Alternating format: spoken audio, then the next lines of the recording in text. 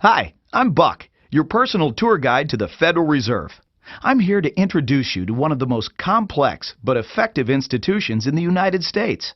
But don't worry, I'll explain it all in plain English. Just beside me is a roadmap of where we're going. Together, we'll walk through the Federal Reserve System, literally. And along the way, I'll show you just what goes on around here and why it's important. By the end of this tour, you too will be able to explain the Federal Reserve in plain English. There is no other agency of government which can overrule actions that we take. There is no other agency of government which can overrule actions that we take. There is no other agency of government which can overrule actions that we take. That would effectively be a takeover of monetary policy by the Congress, a repudiation of the independence of the Federal Reserve, which would be highly destructive to the stability of the financial system, the dollar, and our national economic situation. The Federal Reserve does not own any gold at all. We have not owned gold since 1934.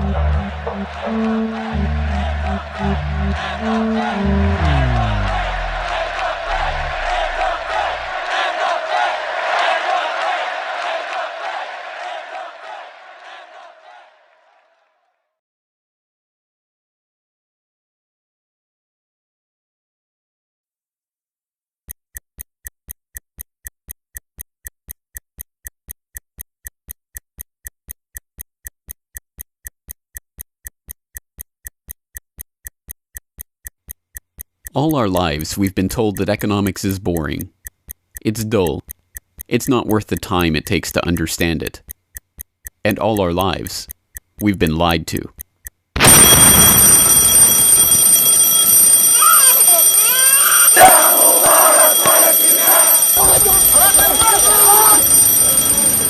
War, poverty, revolution.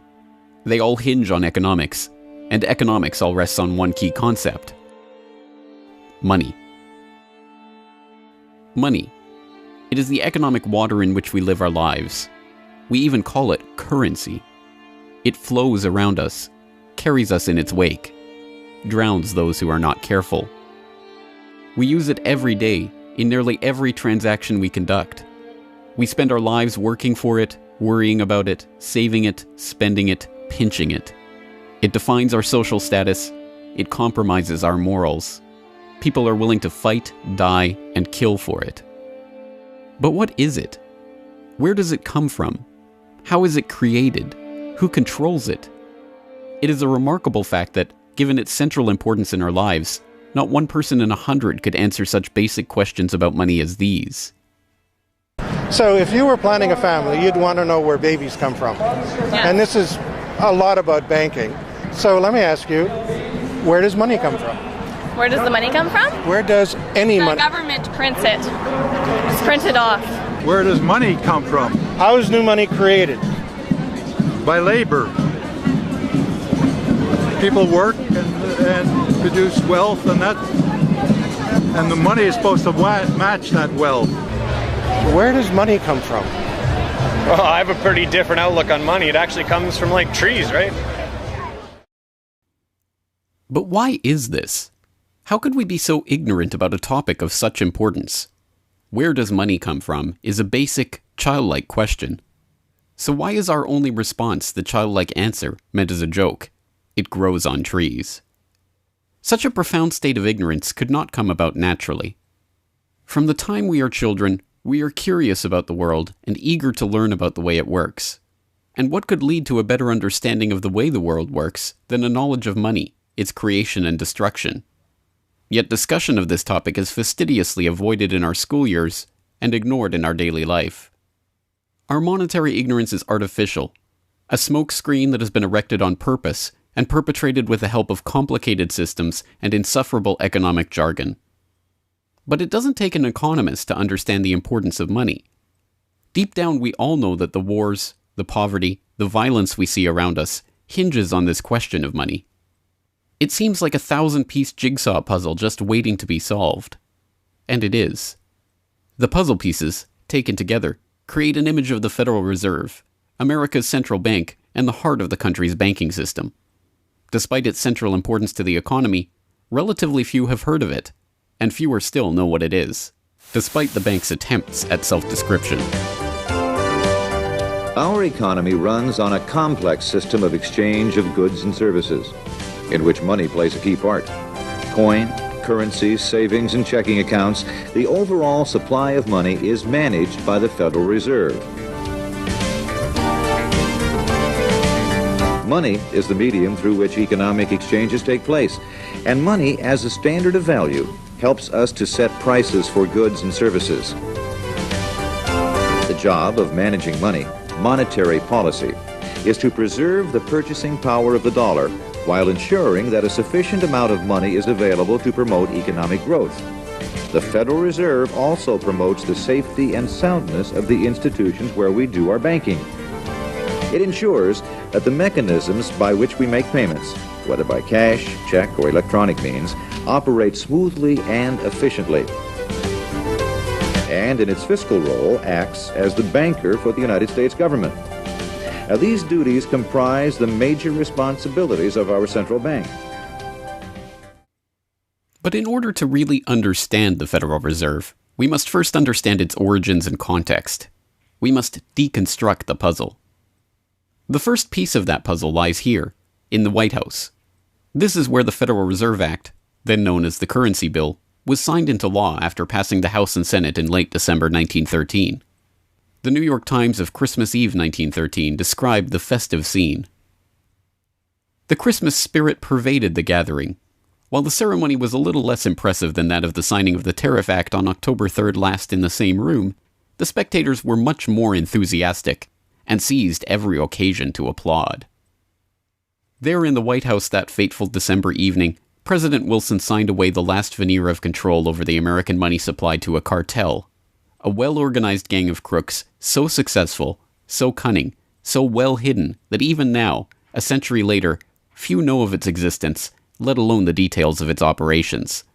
But those details have been openly admitted for decades. Of course, just as we have been taught to find economics boring, we have been taught that this story is boring. This is the way the Federal Reserve itself tells it. The United States was facing severe financial problems. At the turn of the century, most banks were issuing their own currency, called banknotes. The trouble was, currency that was good in one state was sometimes worthless in another. People began to lose confidence in their money, since it was only as sound as the bank that issued it. Fearful that their bank might go out of business, they rushed to exchange their banknotes for gold or silver. By attempting to do so, they created the Panic of 1907. During the panic, people streamed to the banks and demanded their deposits. The banks could not meet the demand. They simply did not have enough gold and silver coin available. Many banks went under. People lost millions of dollars. Businesses suffered, unemployment rose, and the stability of our economic system was again threatened. Well, this couldn't go on. If the country was going to grow and prosper, some means would have to be found to achieve financial and economic stability. To prevent financial panics like the one in 1907, President Woodrow Wilson signed the Federal Reserve Act into law in 1913. But this is history as told by the victors, a revisionist vision in which the creation of a central bank to control the nation's money supply is merely a boring historical footnote, about as important as the invention of the zipper or an early 20th century hula hoop craze. The truth is that the story of the secret banking conclave that gave birth to that Federal Reserve Act is as exciting and dramatic as any Hollywood screenplay or detective novel yarn, and all the more remarkable for the fact that it is all true. We pick up the story, appropriately enough, under cover of darkness. It was the night of November 22nd, 1910, and a group of the richest and most powerful men in America were boarding a private rail car at an unassuming railroad station in Hoboken, New Jersey. The car, waiting with shades drawn to keep onlookers from seeing inside, belonged to Senator Nelson Aldrich, the father-in-law of billionaire heir to the Rockefeller dynasty, John D. Rockefeller Jr. A central figure on the influential Senate Finance Committee where he oversaw the nation's monetary policy, Aldrich was referred to in the press as the general manager of the nation. Joining him that evening was his private secretary Shelton, and a who's who of the nation's banking and financial elite. A. Pyatt Andrew, the Assistant Treasury Secretary, Frank Vanderlip, President of the National City Bank of New York, Henry P. Davison, a senior partner of J.P. Morgan Company, Benjamin Strong Jr., an associate of J.P. Morgan and president of Bankers Trust Co., and Paul Warburg, heir of the Warburg banking family and son-in-law of Solomon Loeb of the famed New York investment firm Kuhn Loeb and Company. The men had been told to arrive one by one after sunset to attract as little attention as possible. Indeed, secrecy was so important to their mission that the group did not use anything but their first names throughout the journey so as to keep their true identities secret even from their own servants and waitstaff. The movements of any one of them would have been reason enough to attract the attention of New York's voracious press, especially in an era where banking and monetary reform was seen as a key issue for the future of the nation. A meeting of all of them, now that would surely have been the story of the century. And it was. Their destination? The secluded Jekyll Island off the coast of Georgia, home to the prestigious Jekyll Island Club whose members included the Morgans, Rockefellers, Warburgs, and Rothschilds. Their purpose? Davison told intrepid local reporters who had caught wind of the meeting that they were going duck hunting. But in reality, they were going to draft a reform of the nation's banking industry in complete secrecy. G. Edward Griffin, the author of the best-selling The Creature from Jekyll Island and a longtime Federal Reserve researcher, explains. What happened is that the banks decided that since there was going to be legislation anyway to control their industry, that they wouldn't just sit back and wait and see what happened and cross their fingers that it would be okay. They decided that to do what so many cartels do today, they decided to take the lead. And they would be the ones calling for regulations and reform. They like the word reform. And the American people are suckers for the word reform. You just put that into any corrupt piece of legislation, call it reform, and people say, oh, I'm all for reform. And so they vote for it or accept it. So that's what they were doing. They decided we will reform our own industry. In other words, we will create a cartel, and we will give the cartel the power of government. We'll take our cartel agreement so that we can self-regulate to our advantage, and we'll call it the Federal Reserve Act. And then we'll take this cartel agreement to Washington and convince those idiots there to pass it into law. And that basically was the strategy. It was a brilliant strategy. Of course, we see it happening all the time, and certainly in our own day today, we see the same thing happening in other cartelized industry. Right now, we're watching it unfold in the field of healthcare, but at that time, it was banking, all right? And so the banking cartel wrote their own rules and regulations, called it the Federal Reserve Act, got it passed into law, and it was very much to their liking because they wrote it. And in essence, what they had created is a set of rules which made it possible for themselves to regulate their industry, but they went even beyond that. In fact, it's clear to me when I was reading their letters and their conversations at the time and the debates that they never dreamed that Congress would go along and also give them the right to issue the nation's money supply. I mean, not only were they now going to regulate their own industry, which is what they started out as wanting to do, but they got this incredible gift that they didn't dream would be given to them, although they were negotiating for it. And that was Congress gave them the authority to issue the nation's money. And Congress gave away the sovereign right to issue the nation's money to the private banks. And so all of this was in the Federal Reserve Act, and the American people were joyous because they were told and they were convinced that this was finally a means of controlling this big creature from Jekyll Island. Amazingly enough, they were successful, not just in conspiring to write the legislation that would eventually become the Federal Reserve Act, but in keeping that conspiracy a secret from the public for decades. It was first reported on in 1916 by Bertie Charles Forbes, the financial writer who would later go on to found Forbes magazine. But it was never fully admitted until a quarter century later, when Frank Vanderlip wrote a casual admission of the meeting in the February 9th, 1935 edition of the Saturday Evening Post.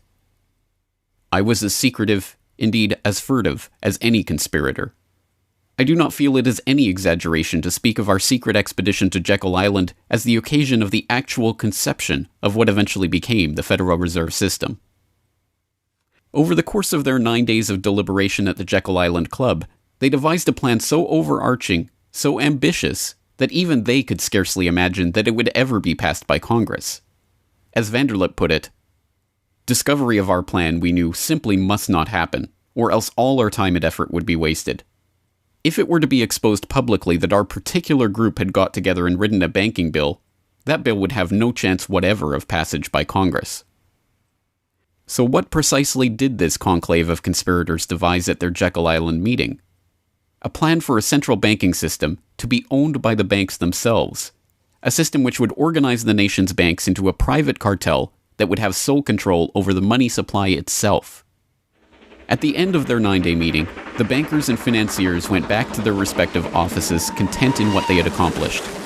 The details of the plan changed between its 1910 drafting and the eventual passage of the Federal Reserve Act, but the essential ideas were there. But ultimately, this scene on Jekyll Island, too, is just one piece of a larger puzzle.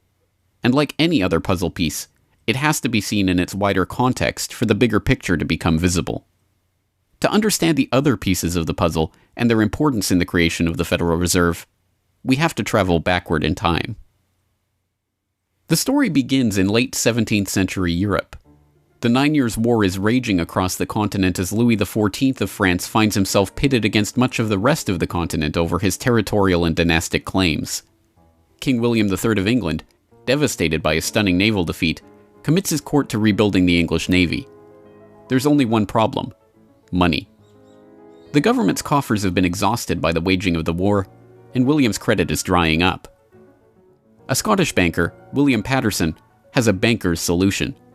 A proposal to form a company to lend £1 million to the government at 6% plus £5,000 management fee, with the right of note issue. By 1694, the idea has been slightly revised, a £1.2 million loan at 8% plus £4,000 for management expenses, but it goes ahead. The magnanimously titled Bank of England is created. The name is a carefully constructed lie, designed to make the bank appear to be a government entity, but it is not. It is a private bank owned by private shareholders for their private profit, with a charter from the king that allows them to print the public's money out of thin air and lend it to the crown. What happens here at the birth of the Bank of England in 1694 is the creation of a template that will be repeated in country after country around the world. A privately controlled central bank lending money to the government at interest, money that it prints out of nothing. And the jewel in the crown for the international bankers that creates this system is the future economic powerhouse of the world, the United States. In many important respects, the history of the United States is the history of the struggle of the American people against the banksters that wish to control their money. By the 1780s, with colonies still fighting for independence from the crown, the bankers will get their wish. In 1781, the United States is in financial turmoil.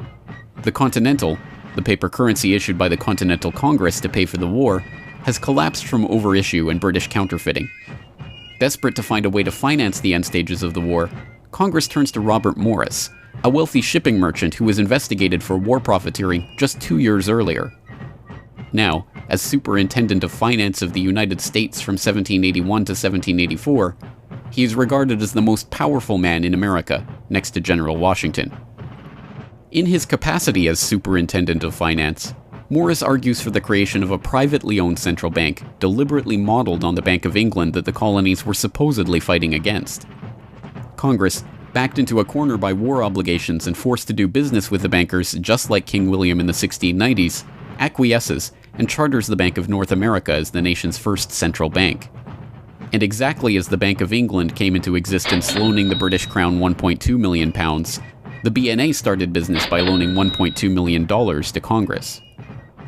By the end of the war, Morris has fallen out of political favor and the Bank of North America's currency has failed to win over a skeptical public. the BNA is downgraded from a national central bank to a private commercial bank chartered by the state of Pennsylvania. But the bankers have not given up yet. Before the ink is even dry on the Constitution, a group led by Alexander Hamilton is already working on the next privately owned central bank for the newly formed United States of America. So brazen is Hamilton in the forwarding of this agenda that he makes no attempt to hide his aims or those of the banking interests he serves. "A national debt, if it is not excessive, will be to us a national blessing," he wrote in a letter to James Duane in 1781. "It will be a powerful cement of our Union. It will also create a necessity for keeping up taxation to a degree which, without being oppressive, will be a spur to industry." Opposition to Hamilton and his debt-based system for establishing the finances of the U.S. is fierce. Led by Jefferson and Madison, the bankers and their system of debt enslavement is called out for the force of destruction that it is, with Thomas Jefferson writing, "The spirit of war and indictment, since the modern theory of the perpetuation of debt, has drenched the earth with blood and crushed its inhabitants under burdens ever accumulating." Still, Hamilton proves victorious. The first Bank of the United States is chartered in 1791 and follows the pattern of the Bank of England and the Bank of North America almost exactly. A privately owned central bank with the authority to loan money that it creates out of nothing to the government. In fact, it is the very same people behind the new bank as were behind the old Bank of North America. It was Alexander Hamilton, Robert Morris's former aide, who first proposed Morris for the position of financial superintendent, and the director of the old Bank of North America, Thomas Willing, is brought in to serve as the first director of the First Bank of the United States. Meet the new banking bosses, same as the old banking bosses. In the first 5 years of the bank's existence, the U.S. government borrows $8.2 million from the bank, and prices rise 72%. By 1795, when Hamilton leaves office, the incoming Treasury Secretary announces that the government needs even more money and sells off the government's meager 20% share in the bank, making it a fully private corporation. Once again, the U.S. economy is plundered while the private banking cartel laughs all the way to the bank that they created. By the time the bank's charter comes due for renewal in 1811, the tide has changed for the money interests behind the bank. Hamilton is dead, shot to death in a duel with Aaron Burr. The bank-supporting Federalist Party is out of power. The public are wary of foreign ownership of the central bank, and what's more, don't see the point of a central bank in time of peace. Accordingly, the charter renewal is voted down in the Senate, and the bank is closed in 1811. Less than a year later, the U.S. is once again at war with England. After 2 years of bitter struggle, the public debt of the U.S. has nearly tripled from $45.2 million to $119.2 million. With trade at a standstill, prices soaring, inflation rising, and debt mounting, President Madison signs the charter for the creation of another central bank, the Second Bank of the United States, in 1816. Just like the two central banks before it, it is majority privately owned and is granted the power to loan money that it creates out of thin air to the government. The 20-year bank charter is due to expire in 1836, but still in his first term, President Andrew Jackson has already vowed to let it die prior to renewal. Believing that Jackson won't risk his chance for re-election in 1832 on the issue, the bankers forward a bill to renew the bank's charter in July of that year, 4 years ahead of schedule. Remarkably, Jackson vetoes the renewal charter and stakes his re-election on the people's support of his move. In his veto message, Jackson writes in no uncertain terms about his opposition to the bank. Whatever interest or influence, whether public or private, has given birth to this act, it cannot be found either in the wishes or necessities of the executive department, by which present action is deemed premature, and the powers confirmed upon its agent not only unnecessary, but dangerous to the government and country. It is to be regretted that the rich and powerful too often bend the acts of government to their selfish purposes. If we cannot at once, in justice to interests vested under improvident legislation, make our government what it ought to be, we can at least take a stand against all new grants of monopolies and exclusive privileges, against any prostitution of our government to the advancement of the few at the expense of the many, and in favor of compromise and gradual reform in our code of laws and system of political economy. The people side with Jackson, and he's re-elected on the back of his slogan, "Jackson and no bank." The president makes good on his pledge. In 1833, he announces that the government will stop using the bank and will pay off its debt. The bankers retaliate in 1834 by staging a financial crisis and attempting to pin the blame on Jackson, but it's no use. On January 8, 1835, President Jackson succeeds in paying off the debt, and for the first and only time in its history, the United States is free from the debt chain of the bankers. In 1836, the Second Bank of the United States charter expires, and the bank loses its status as America's central bank. It is 77 years before the bankers can regain the jewel in their crown, but it is not for lack of trying. Immediately upon the death of the bank, the banking oligarchs in England react by contracting trade, removing capital from the US, demanding payment in hard currency for all exports, and tightening credit. This results in a financial crisis known as the Panic of 1837, and once again Jackson's campaign to kill the bank is blamed for the crisis. Throughout the late 19th century, the United States is rocked by banking panics brought about by wild banking speculation and sharp contractions in credit. By the dawn of the 20th century, the bulk of the money in the American economy has been centralized in the hands of a small clique of industrial magnates, each with a near monopoly on a sector of the economy. There are the Astors in real estate, the Carnegies and the Schwabs in steel, the Harrimans, Stanfords, and Vanderbilts in railroads, the Mellons and the Rockefellers in oil. As all of these families start to consolidate their fortunes, they gravitate naturally to the banking sector. And in this capacity, they form a network of financial interests and institutions that centered largely around one man, banking scion and increasingly America's informal central banker in the absence of a central bank, John Pierpont Morgan. John Pierpont Morgan, or Pierpont as he prefers to be called, is born in Hartford, Connecticut in 1837 to Junius Spencer Morgan, a successful banker and financier.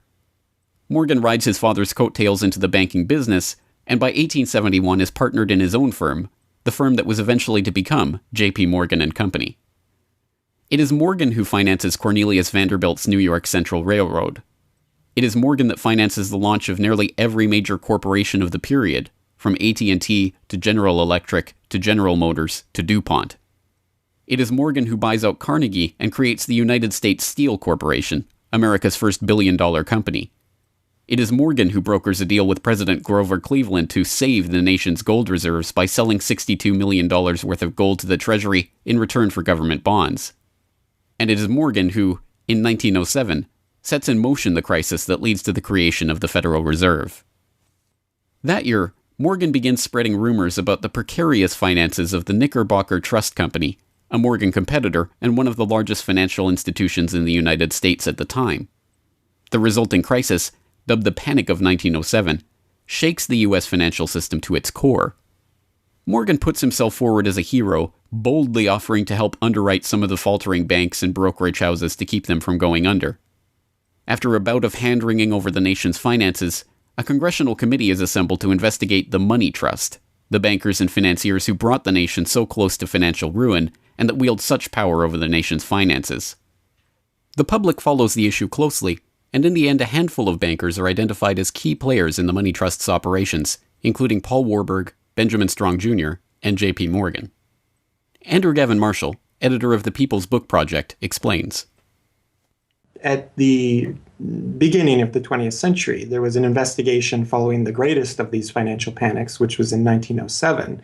And this investigation was on what was called the Money Trust, which found that three banking interests, J.P. Morgan, National City Bank, and the Citibank of New York, I believe it was, basically controlled the entire financial system. So three banks. And the public hatred towards these institutions was unprecedented.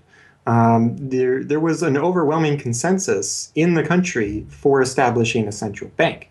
But there were many different interests in pushing this, and everyone had sort of their own specific purpose behind advocating for a central bank. So to represent the most people, you had farmer interests, populists, progressives, who were advocating a central bank because they couldn't take the recurring panics, but they wanted government control of a central bank. They wanted it to be exclusively under the public control because they despised and feared the New York banks as wielding too much influence. So for them, a central bank would be a way to curb the power of these private financial interests. On the other hand, those same financial interests were advocating for a central bank to serve as a source of stability for their control of the system, also to act as a lender of last resort to them, and so that they would never have to face collapse, but also in order to exert more control through a central bank. The private New York banking community wanted a central bank under the exclusive control of them. There's a shocker. So you had all these various different interests which converged.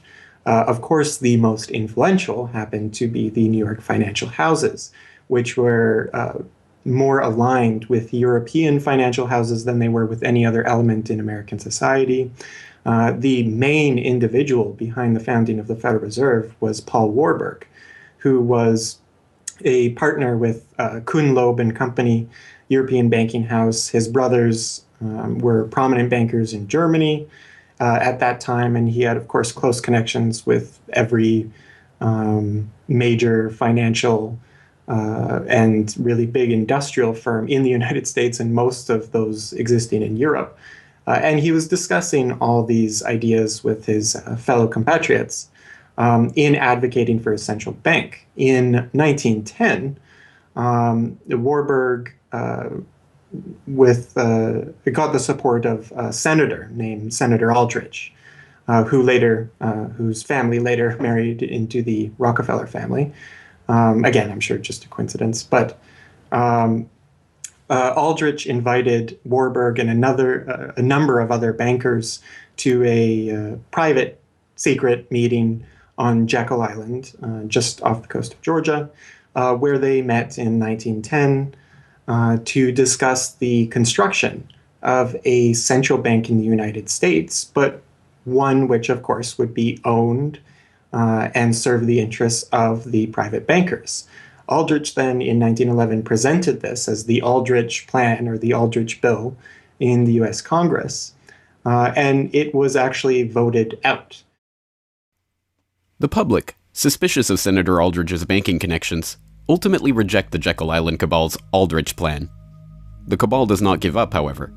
They simply revise and rename their plan, giving it a new public face, that of Senator Robert Owen and Representative Carter Glass.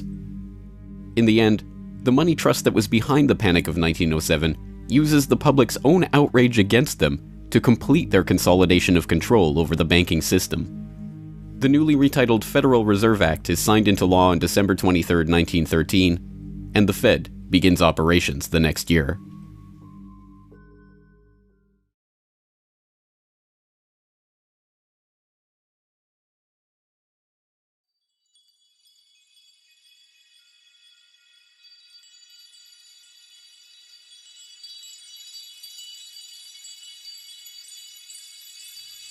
So how does the Federal Reserve System work?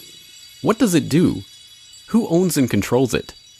These are the basic questions that would get to the heart of the fundamental question, what is money? And that is why the answer to these questions have been shrouded in impenetrable economic jargon. Even the Federal Reserve's own educational propaganda, which has an unusual tendency towards cutesy animation and talking down to its audience, has a difficult time summarizing the Fed's mission and responsibilities. According to the Fed, to achieve these goals, the Fed, then and now, combines centralized national authority through the Board of Governors, remember that on the map, with a healthy dose of regional independence through the reserve banks. A third entity, the Federal Open Market Committee, brings together the expertise of the first two in setting the nation's monetary policy. Precisely what imaginary gaggle of schoolchildren is this economic gibberish aimed at? The simple truth, hidden behind the sleight of hand of economic jargon and magisterial titles, is that a banking cartel has monopolized the most important item in our entire economy: money itself. We are taught to think of money as the pieces of paper printed in government printing presses or coins minted by government mints. While this is partially true, in this day and age, the actual notes and coins circulating in the economy represent only a tiny fraction of the money in existence. Over 90% of the money supply is in fact created by private banks as loans that are payable back to the banks at interest. Although this simple fact is obscured by the wizards of Wall Street and gods of money who want to make the money creation process into some special art of alchemy carefully overseen by the government, the truth is not hidden from the public. In December 1977, the Federal Reserve Bank of New York published another of its dumbed-down cartoon-ridden information pamphlets for the general public, attempting to explain the functions of the Federal Reserve System. There in black and white, they carefully explain the money creation process. Commercial banks create checkbook money whenever they grant a loan, simply by adding new deposit dollars to accounts on their books in exchange for a borrower's IOU. Banks create money by monetizing the private debts of businesses and individuals. That is, they create amounts of money against the value of those IOUs. There it is, in plain English. The vast majority of money in the economy, the checkbook money in our accounts at the bank and that we use in our electronic transfers and digital payments, is created not by a government printing press, but by the bank itself. It is created out of thin air as debt, owed back to the bank that created it at interest. This means that bank loans are not money taken from other bank depositors, but new money simply conjured into existence and placed into your account. And the bank is able to create much more money than it has cash to back up those deposits. The Fed claims to be the entity overseeing and backing up the banking industry. It was established, according to its own propaganda, to stabilize the system and prevent bank runs like the Panic of 1907 from happening again.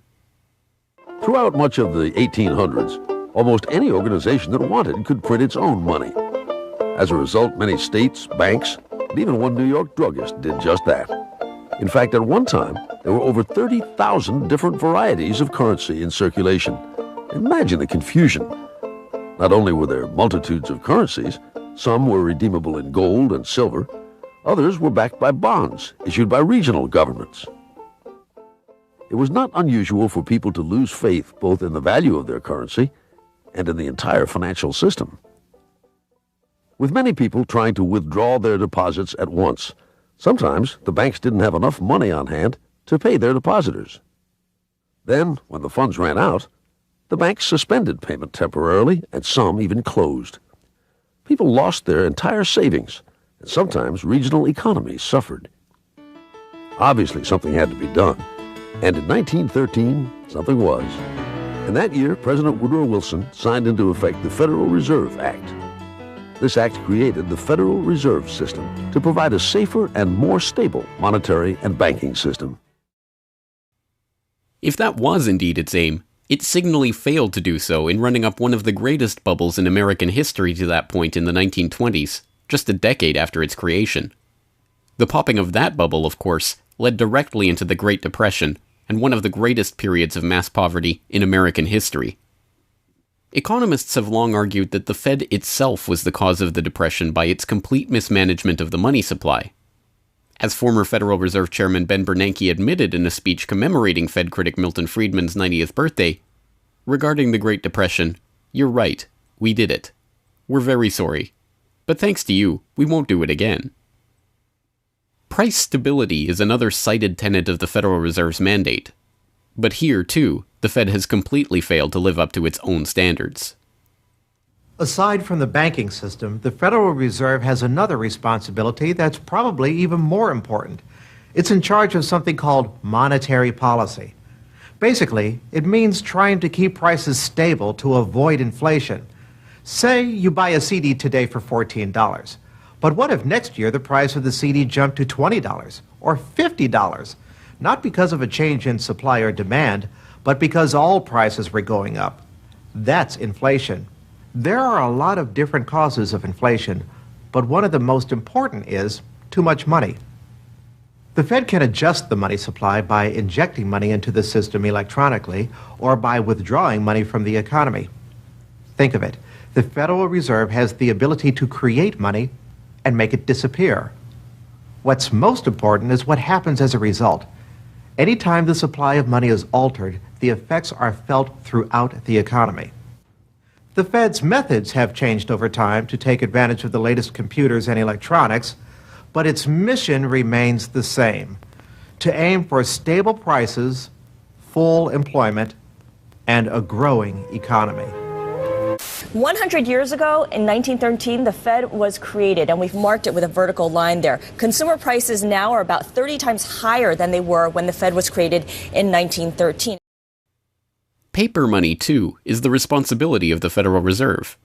Hence, the dollars in circulation are not Treasury notes, not bills of credit, but Federal Reserve notes, debt-based notes backed up, ultimately, by the government's own promise to pay. It's sovereign bonds backed up by the taxpayers themselves. At one time, the Federal Reserve banks were legally required to keep large stockpiles of gold in reserve to back up these notes. But that requirement was abandoned, and today the notes are backed up mostly by government securities. The Fed no longer keeps any actual gold on its books, but gold certificates issued by the Treasury and valued not at the spot price of $1,300 per troy ounce, but an arbitrarily fixed statutory price of $42 2/9 per ounce. But I do have one question. During the crisis, or any time that you're aware of, has the Federal Reserve or Treasury participated in any gold swaps arrangements? We don't. The Federal Reserve does not own any gold at all. We have not owned gold since 1934.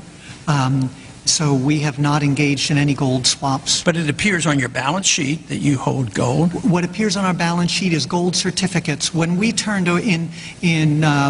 before 1934, the Federal Reserve did own gold. We turned that over by law to the Treasury and received in return for that gold certificates. If the Treasury entered into, because under the Exchange Stabilization Fund, I would assume they probably have the legal authority to do it, they wouldn't be able to do it then because you have the securities for essentially all the gold? No, we have no interest in the gold that is owned by the Treasury. We have simply an accounting document that is called gold certificates that represents the value at a statutory rate and still that we gave to the Treasury in 1930. And still measured at $42 an ounce, which makes no sense whatsoever. Clearly, there is a discrepancy between what we are led to believe is motivating the Fed and what it actually does. To understand what the Fed is actually intended to do, it's first important to understand that the Federal Reserve is not a bank per se, but a system. This system codifies, institutionalizes, oversees, and undergirds a form of banking called fractional reserve banking, in which banks are allowed to lend out more money than they actually have in their vaults. The whole process starts, the process of decay and corruption starts with something called fractional reserve banking. That's the technical name for it. And what that really means is that as the banking institution developed over several centuries, starting, of course, in Europe, it developed the practice of legalizing a certain dishonest accounting procedure. In other words, in the very, very beginning, if you want to go all the way back, people would bring their gold or silver to the banks for safekeeping. And they'd say, give us a paper receipt. And we don't want to guard our silver and our gold because, people could come in the middle of the night and they could kill us or tie us up and threaten us, and they'll get our gold and silver, so we can't really guard it. We'll take it to the bank and have them guard it, and we just want a paper receipt so that we can take the receipt back and get our gold anytime we want. And so in the beginning, money was receipt money. They could then, instead of changing or exchanging the gold coins, they could exchange the receipts, and people would accept the receipts just as well as the gold, knowing they could get the gold. And so these paper receipts being circulated were, in essence, the very first examples of paper money. Well, the banks learned early on that game that here they were sitting on this pile of gold and all these paper receipts out there. People weren't bringing the receipts in anymore. Very few of them, maybe 5%, maybe 7% of the people would bring in their paper receipts and ask for the gold. So they said, why don't we just sort of give more receipts out than we have gold? They'll never know because we only are asked at the best 7% of it, so we can create more receipts for gold than we have, and we can collect interest on that because we'll loan that into the economy and we'll charge interest on this money that we don't really have. And it's a pretty good gimmick, don't you think? And they, well, yeah, of course. And so that's how fractional reserve banking started. And now it's institutionalized, and they teach it in school. No one ever questions the integrity of it or the ethics of it. They say, well, that's the way banking works. And isn't it wonderful that we now have this flexible currency and we have prosperity and all of this sort of thing? So it all starts with this concept of fractional reserve banking. And the trouble is with that is it works most of the time, but every once in a while, there are a few ripples that come along that are a little bit bigger than the other ripples. And maybe one of them is a wave. And more than 7% will come in and ask for their gold. Maybe 20% will come in, or 30%. And well, now the banks are embarrassed because the fraud is exposed. They say, well, we don't have your gold. What do you mean you don't have my gold? I gave it to you and put it on deposit, and you said you'd safeguard it. Well, we don't have it. We loaned it out. So then the word gets out, and everybody and their uncle comes and lines up for their gold.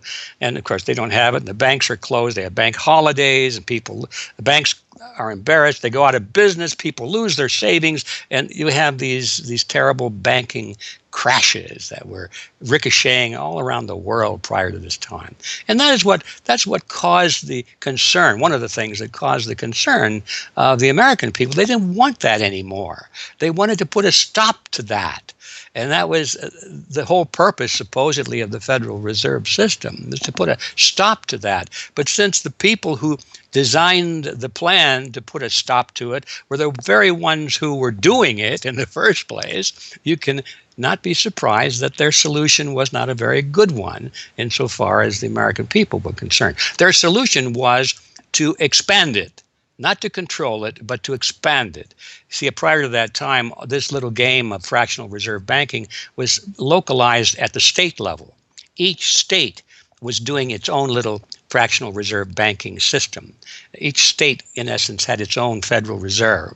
Central banks were authorized by state law to do this sort of thing, and that was causing all this problem. And so the Federal Reserve came along and said, well, no, we're not going to do this at the state level anymore because look at all the problem it's causing. We're going to consolidate it all together, and we're going to do it at the national level.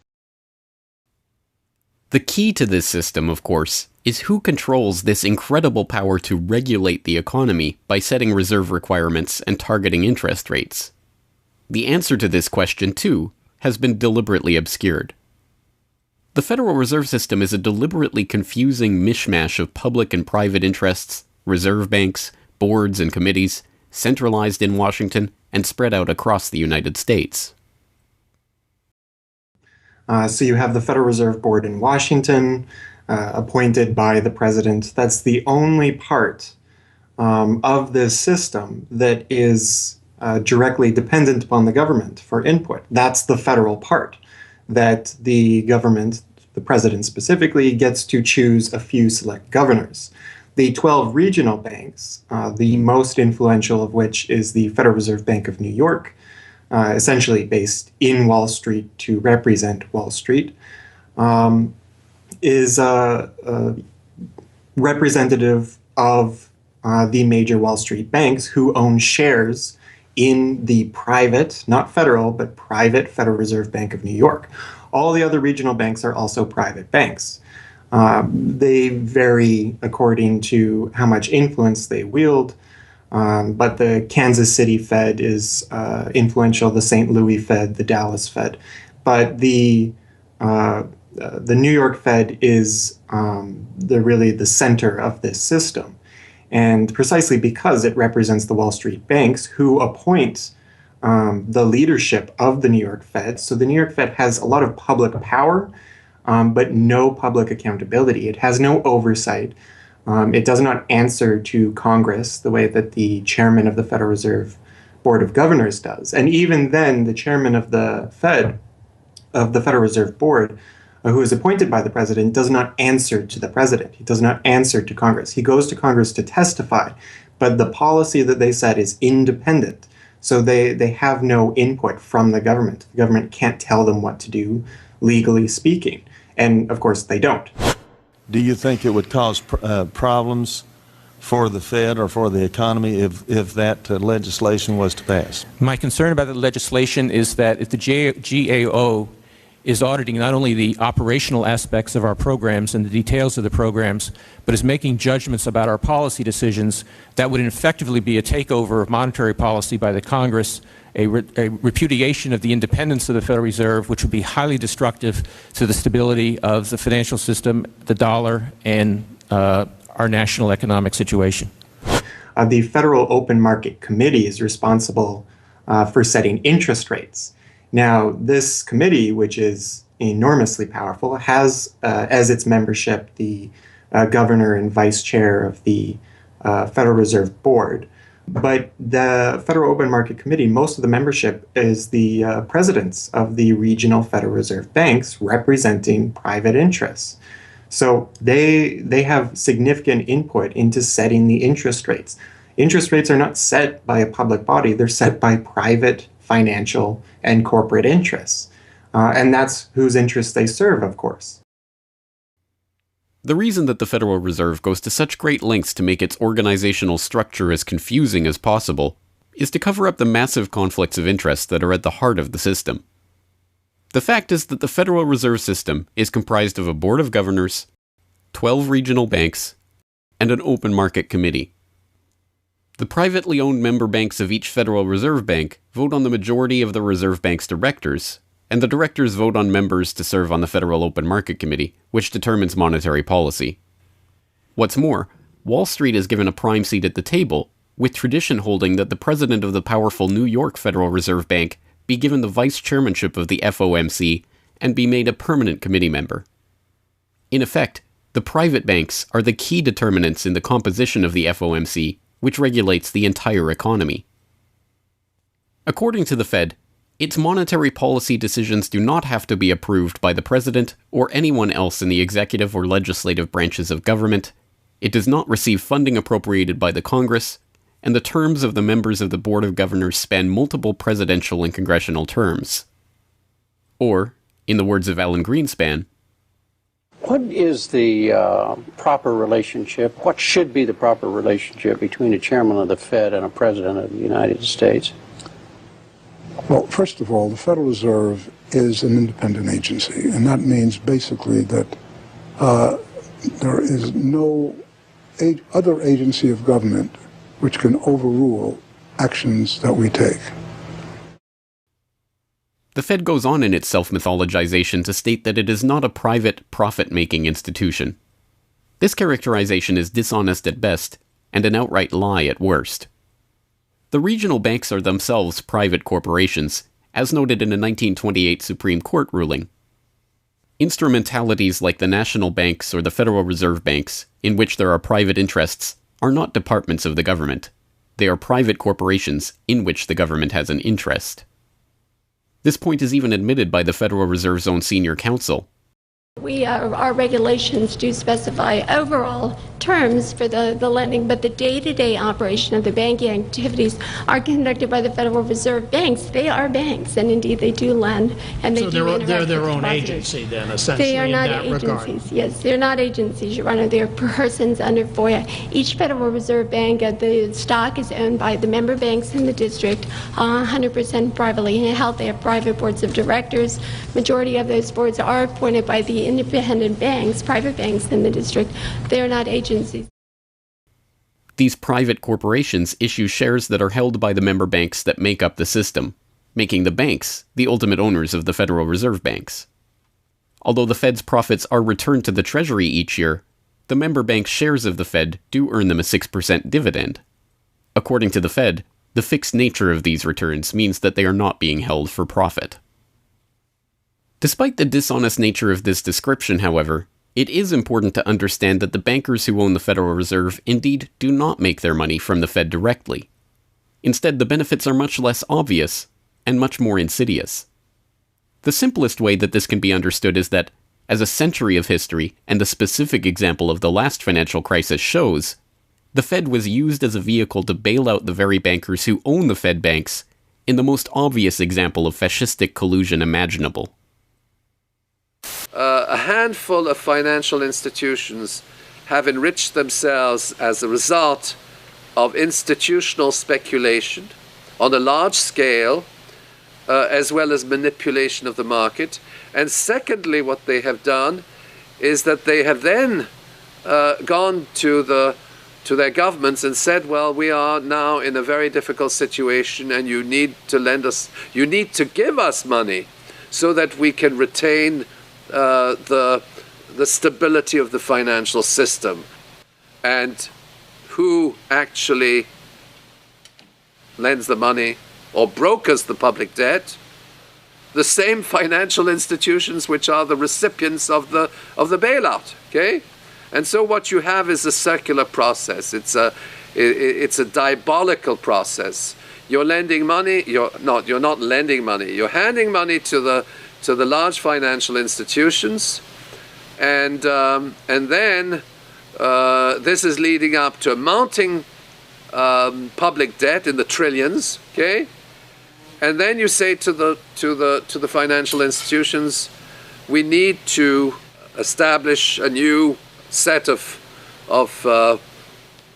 treasury bills and government bonds, etc., which of course are sold to the public, but they are always brokered through the financial institutions, which establish their viability and so on and so forth. And the financial institutions will probably buy part of this public debt. So that in effect what the government is doing is financing its own indebtedness through the bailouts. It hands money to the banks, but to hand the money to the banks, it becomes indebted to those same financial institutions, and then it says, well, we now have to emit large amounts of public debt.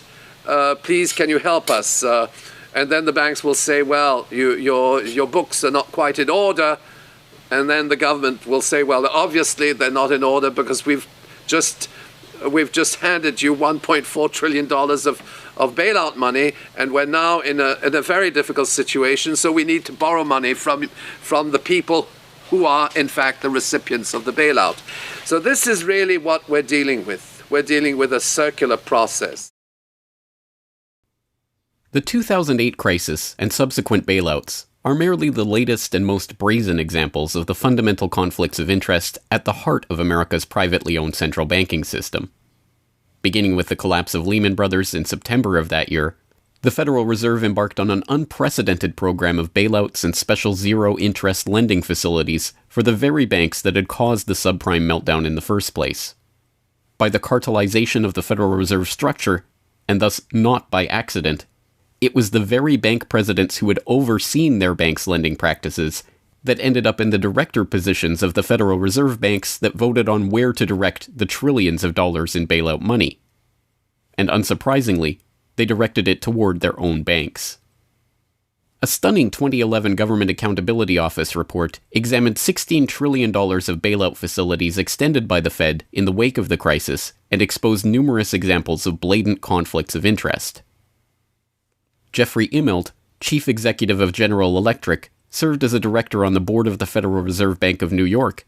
At the same time, the Fed provided $16 billion in financing to General Electric. JP Morgan Chase chief executive Jamie Dimon, meanwhile, was also a member of the board of the New York Fed during the period that saw $391 billion in Fed emergency lending directed to his own bank. In all, Federal Reserve Board members were tied to $4 trillion in loans to their own banks. These funds were not simply used to keep these banks afloat, but actually to return these Fed-connected banks to a period of record profits in the same period that the average worker saw their real wages actually decrease and the economy on Main Street slow to a standstill. Ben Bernanke, at that time the chairman of the Federal Reserve Board of Governors, was confronted about these conflicts of interest by Senator Bernie Sanders upon the release of the GAO report in June 2012. Senator, you raised an important point, which is that this is not something the Federal Reserve created. This is in the statute. Congress in the Federal Reserve Act said this is the governance of the Federal Reserve, and more specifically that bankers would be on the board. And 6 out of 9. Sorry? 6 out of 9 in the regional banks are come from the banking industry. That's correct, and that is in the law. And right. I'll answer your question, though. The answer to your question is that Congress set this up. We have tried. I think we've made it into something useful and valuable. We do get information from it.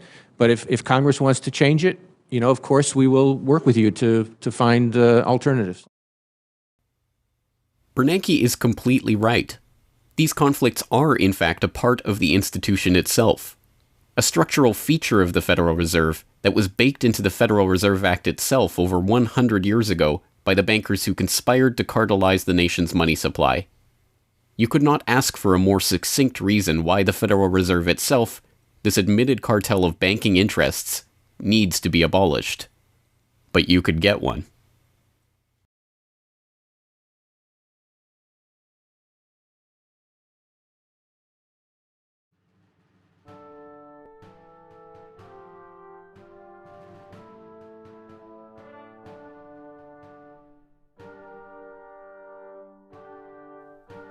We now know that for centuries, the people of the United States have been at war with the international banking oligarchs.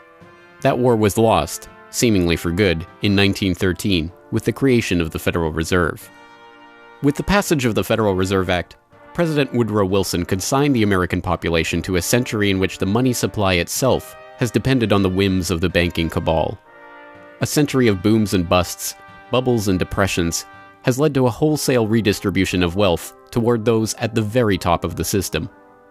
At the bottom, the masses toil in relative poverty, single-income households becoming double-income households out of necessity, their quality of life being slowly eroded as the Federal Reserve notes that pass for dollars are themselves devalued. Worse yet, the fraud itself perpetuates Alexander Hamilton's persistent myth that a national debt is necessary at all. The US is now locked into a system whereby the government issues bonds to generate the funds for their operations, bonds that are backed up by the taxation of the public's own labor.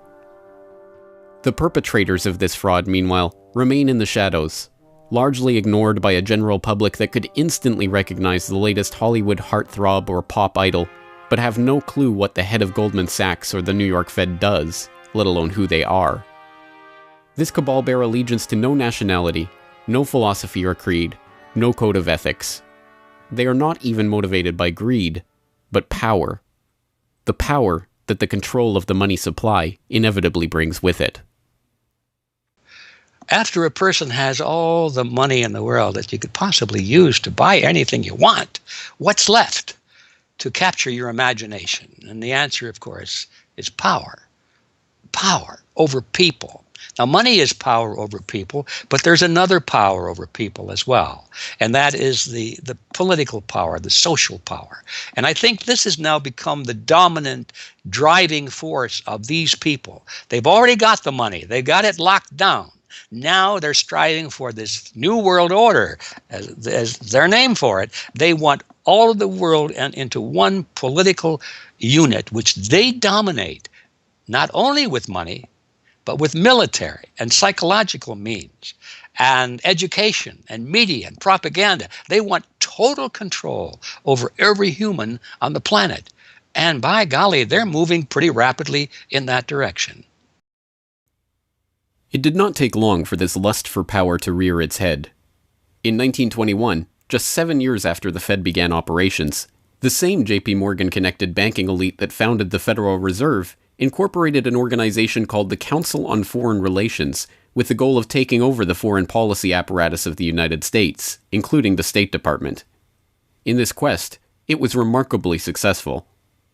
Although there are only about 4,000 members in the organization today, its membership has included 21 Secretaries of Defense, 18 Treasury Secretaries, 18 Secretaries of State, 16 CIA directors, and many other high-ranking government officials, military officers, business elite, and, of course, bankers. The first director of the CFR was John W. Davis, J.P. Morgan's personal lawyer and a millionaire in his own right. Together with its sister organizations in Britain and elsewhere around the world, these groups would work together toward what they called a New World Order of total financial and political control directed by the bankers themselves. As Carroll Quigley, noted Georgetown historian and mentor of Bill Clinton, wrote in his 1966 work, Tragedy and Hope, A History of the World in Our Time, the powers of financial capitalism had a far-reaching aim, nothing less than to create a world system of financial control in private hands, able to dominate the political system of each country and the economy of the world as a whole. This system was to be controlled in a feudalist fashion by the central banks of the world acting in concert, by secret agreements arrived at in frequent private meetings and conferences. The apex of the system was to be the Bank for International Settlements in Basel, Switzerland, a private bank owned and controlled by the world's central banks, which were themselves private corporations. This is why the bankers and their partners in government and business conspired to bring about the 2008 crisis. Not for the pursuit of money, but power. In the same way the bankers used the panic of 1907 to consolidate their control over the money supply, they hope to use the 2008 crisis and subsequent panics, which they themselves have created, to consolidate their political control. The International Summit for the Global Financial Crisis has been expanded from G7 to G20 because the leading 7 developed countries cannot solve the crisis alone. This expanded meeting raises the question whether a new global financial system will be created. So is this some sort of new world order, which Gordon Brown kind of alluded to? British Prime Minister Gordon Brown has described the quote-unquote guiding principles to be addressed at the summit. They are transparency, sound banking, responsibility, integrity, and get this, global governance, unquote. I think a new world order is emerging, and with it the foundations of a new and progressive era of international cooperation. The inevitable conclusion, one that flows necessarily from the true understanding of this situation, is that the Federal Reserve System needs to be consigned to the dustbin of history. After a century of enslavement, it is time for the American public to finally throw off the bankers' debt chains. If there was ever a point in human history to start questioning alternatives, this would be it. And to think that where we are and simply say, oh, well, this is the best of our options. How many of the best options lead to self-destruction? Doesn't sound like a best option. I think that with a world of 7 billion people, we can probably come up with something better than a system in which a few thousand people benefit so much at the expense of everything else on this world, and at the expense of the potential for the future of mankind. They're leveraging our future. And so long as we accept this way of thinking, so long as we accept these institutions as having dominance, that's the direction we'll be going. So I think reform is a good way to try and stall and to push back directly against the expanding and evolving power structures. But a radical change is what's really needed, and that has to be built from the bottom up. But I think that these two processes can and should go together in parallel.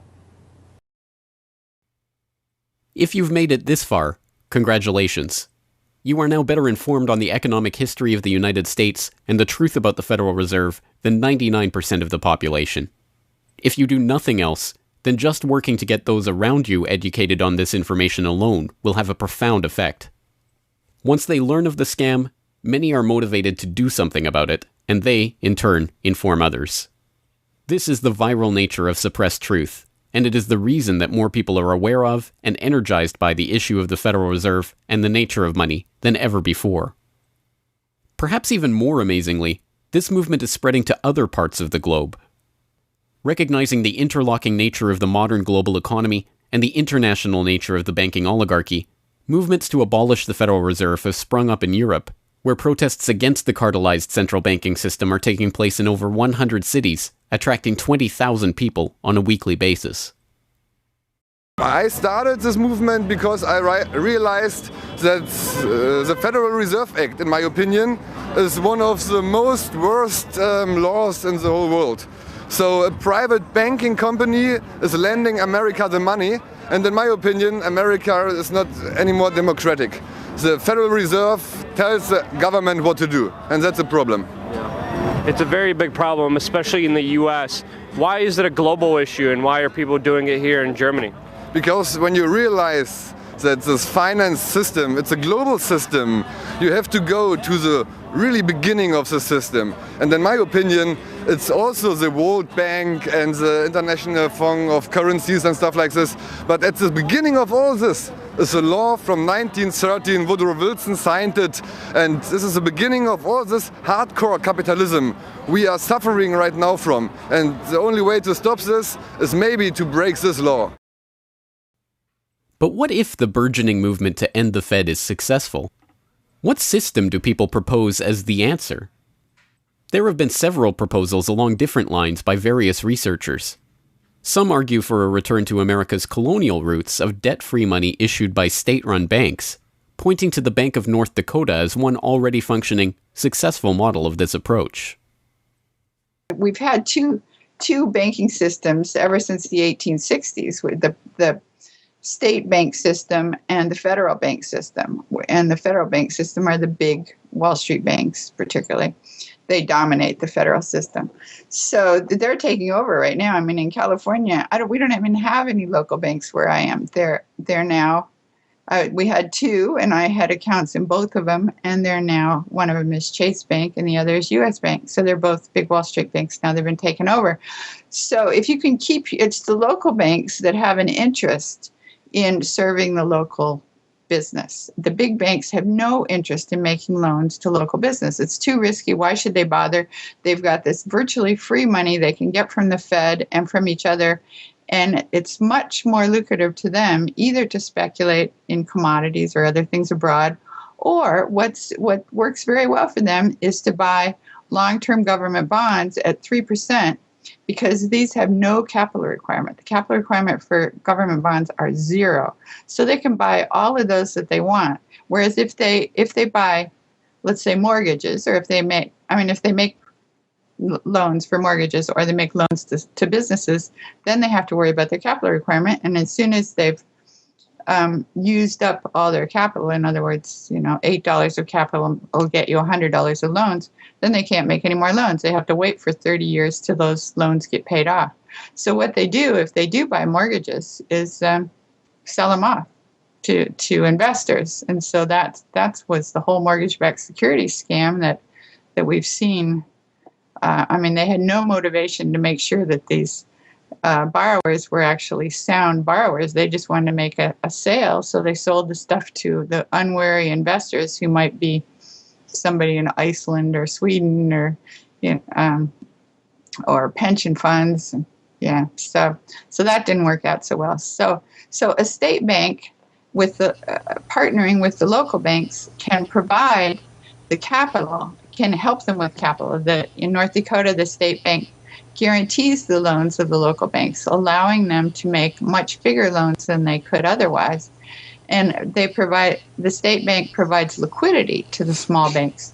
That's why the small banks, the local banks, aren't making loans to small business right now, because they don't know that they can get money from the other banks as needed. The way banking works is they make the loan first. I mean, if you have credit lines to many different businesses, and if they all hit up their credit lines at once, you're going to run out of money. So you don't dare do that unless you know that you can get short-term loans from the other banks. And what's happening right now, even though there's $1.6 trillion in excess reserves sitting on the books of the big banks, they're not available to the little banks. And the reason is because the Fed is paying 0.25% interest on those reserves. So the banks have no incentive to lend them to the little banks. Why let go of them when you can make just as much keeping them, and then you still have your reserves, and you can use them as collateral to buy bonds or something that'll make you more money. So the whole system is messed up. And in North Dakota, the Bank of North Dakota provides the liquidity for these local banks. Others advocate a decentralized system of alternative and competing currencies that greatly reduce or even eliminate altogether the need for a central bank. Well, 22 years ago in Ithaca, New York, I noticed that a lot of people, friends particularly, had skills and time that were not being employed or respected by the prevailing economy. And while we had much desire to create things and trade them with each other, and many services we could provide to each other. We didn't have the money. So, since I have a background in graphic design, journalism, and arrogance, I went to my computer and designed paper money for Ithaca, New York. Designed pretty colorful money, with pictures of children, waterfalls, and trolley cars, and denominated in hours of labor. 1 hour note, half hour, quarter, eighth hour note, 2 hour note, and then began to issue to each of the pioneer traders who had agreed to be listed in the directory a specific starter amount. And the game began. An hour has been worth an hour of basic labor, or 10 US dollars, which at that time, 20 years ago, was double the minimum wage. People who usually expect more than $10 per hour of their service can charge multiple hours per hour, but the denomination puts between us as residents of our community that reminder that we are fellow citizens, not merely winners or losers scrambling for dollars.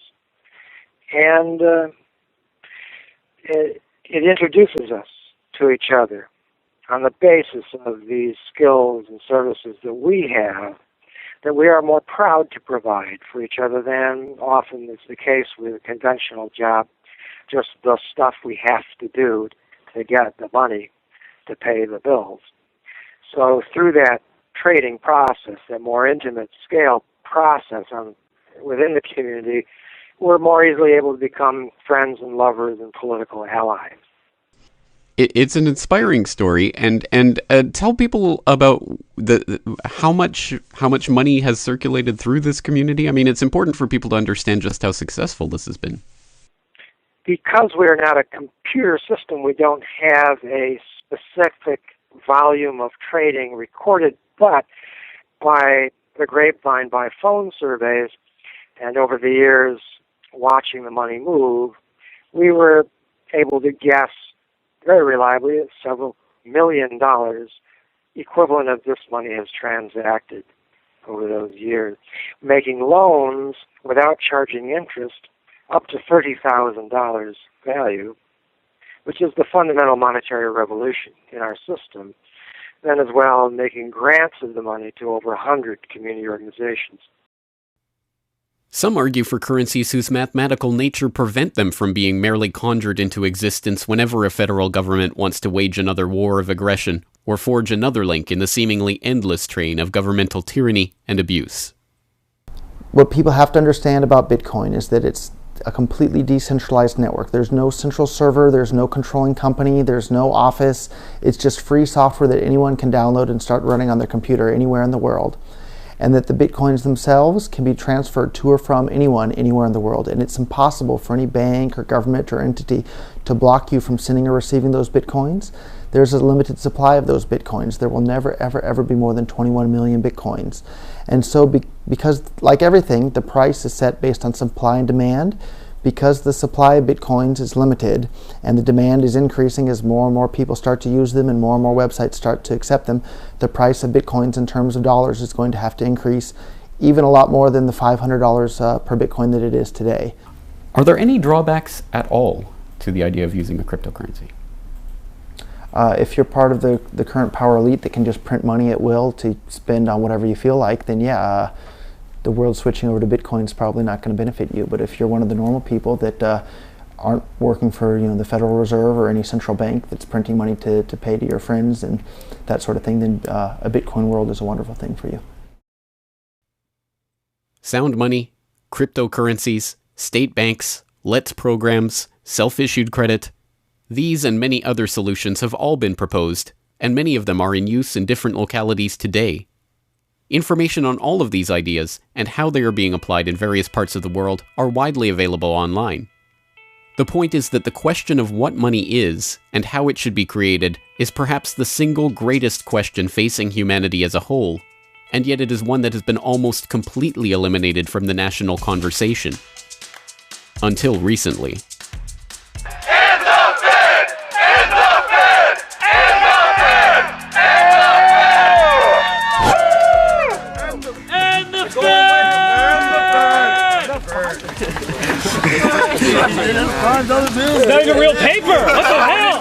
And the Fed! And the Fed! And the Fed! And the Fed!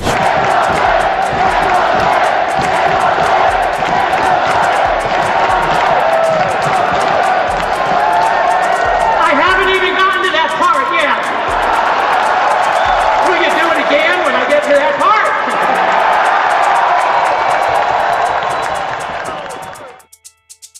And so the rest of the story is now in our hands.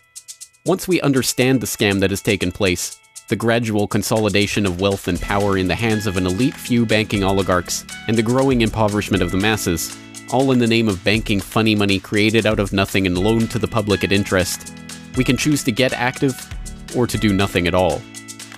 For those who choose to get active, there are some steps that you can take to help change the course of the system.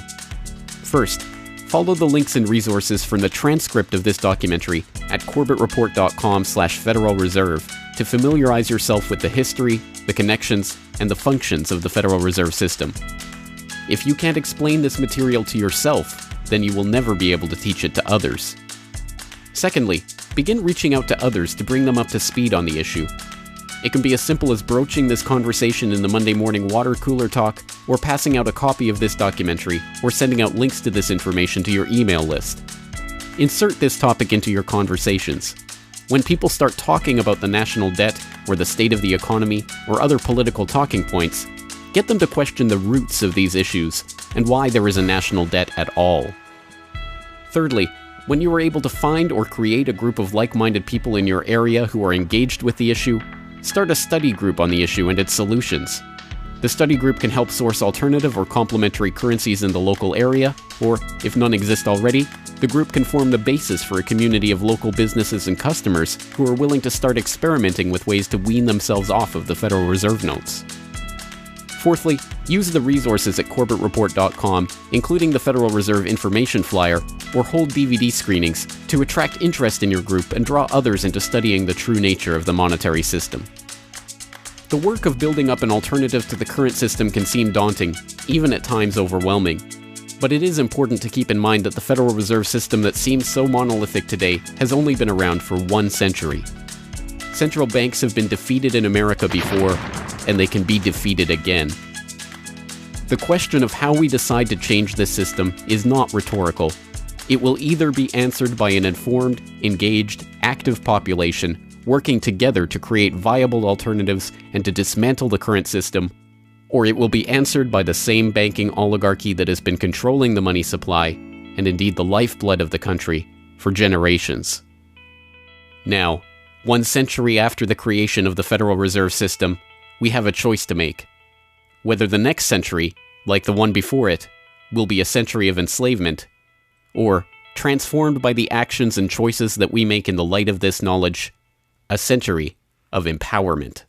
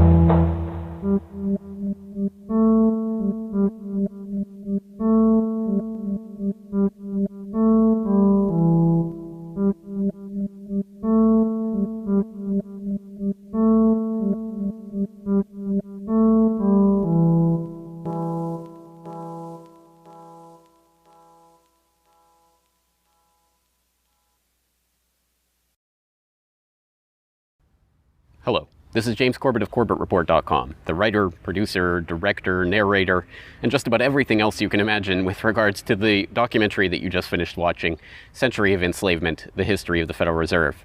As I mentioned towards the end of that documentary, if you've made it this far, then you are now better informed about the Federal Reserve, its origins, what it is, how it functions, and why it must be opposed than 99% of the general public. And if you've made it this far, then you are obviously one of the very few who is very eager and motivated to join the rising tide of free humanity that is seeking to throw off the debt chains of the banksters in the United States and around the world. And if you are so motivated, then I have some treats for you. I have some resources that I'd like to direct you to. As I mentioned again towards the end of that documentary, there are some resources up at corbettreport.com that I hope will help you in your quest to better inform yourself and better inform others about the Federal Reserve System. Because once again, if you can't explain this to yourself, then how could you ever hope to explain it to anyone else? So I think the first quest that we must all engage in is to improve our own understanding of the Federal Reserve System and how it functions, and then to spread that information to others. And on that note, once again, if you go to corbettreport.com, you'll be able to find, first and foremost, this documentary itself is, of course, 100% freely available online, which you would know because you're watching this right now. So, of course, there will be links to the YouTube version of this documentary or the downloadable MP4 version on my website. There's also audio MP3 files available for download. All of those, again, freely open to the public, and I do encourage you to send them out to others if you do find it to be a valuable resource yourself. And once you're there at corbettreport.com, you'll find not only the documentary itself, but also a transcript of the documentary, complete with hyperlinks to all of the source documents, videos, articles, all of the information that was used to compile this documentary. So I hope that will be a valuable resource, again, for people who are looking to put this information together in a way that makes sense in their own head, and so that they can see where all of this information is coming from, much of it sourcing from the Federal Reserve itself. So I hope that the hyperlinked transcript will be valuable to people out there who are seeking to broaden their understanding of these topics. And you will also find there a news information pamphlet that I have put together with the help of Mike Krentz of MikeKrentz.com, a graphic designer who's helped me out a lot behind the scenes on the website. As you can tell from the graphics on this documentary, I'm not a graphic designer myself by trade or by training, so I certainly do appreciate Mike's help in putting this information pamphlet together. And this is just a few points that have been addressed in this video, informational points about the Federal Reserve, what it is, and some interesting little teasers to get people interested in this information. You can download and print this off from corbettreport.com and use it however you like, handing it out to people on the street, using it as a discussion point if you hold a DVD screening, if you want to just post it up in public areas, only where allowed by law, of course. Once again, this is freely available for download and for you to print out and to use to help spread information about the Federal Reserve System. And it's available both in color and black and white and should print nicely onto standard 8.5 by 11 letter size paper. So that will all be up there at the website, along with, of course, an actual DVD version of this documentary. Once again, if you do find this information useful, then I hope you will try to spread it to others. There are a lot of people who prefer the online link, but there will be some people who you cannot reach online. For those people, and for yourself, if you so desire, here is a physical hard copy that you can order from corbettreport.com for 2,000 Japanese yen. That's about 20 Federal Reserve notes. Because unfortunately, we are trapped in this debt-based bankster-led system, so we do all require these pieces of paper in order to put a roof over our head and food on the table, myself included. So your support is obviously greatly appreciated. And for that 2,000 Japanese yen, about 20 Federal Reserve notes, you'll receive this documentary. Disc 1 containing the documentary itself. Disc 2, the full 1-hour interview with G. Edward Griffin. So I think, again, a valuable resource for people who are looking for more information about the Federal Reserve. So that's available at corbettreport.com, along with all of this that we've talked about here, the information pamphlet, the hyperlink transcript, all of the various formats this is available in. Once again, I've tried to make this as straightforward as possible and also as detailed as possible so that you can start to further your own exploration and understanding of this system that we're facing. Once again, of course, any way that you choose to get this information out to others is greatly appreciated, but if you do want to send the Corbett Report links around, the best one to use is corbettreport.com/Federal Reserve. That will have the documentary in the YouTube format, it will have the downloadable MP3 and MP4 formats, it will have the transcript, it will have the downloadable information pamphlet, And it will also have a link to buy the DVD. So all of that will be there at corbettreport.com/Federal Reserve. Please send people there if you're going to send people anywhere. So once again, I really do salute you for taking time out of your busy day, out of your schedule, to devote yourself to watching and learning and understanding this material, and to helping spread this information and awareness to others, because it is only together that we will ever be able to form the movement that will ultimately turn the tide against the banksters and defeat the Federal Reserve and all of the similarly privately controlled central banks all around the world. So once again, thank you for your time and attention. I'm James Corbett of CorbettReport.com.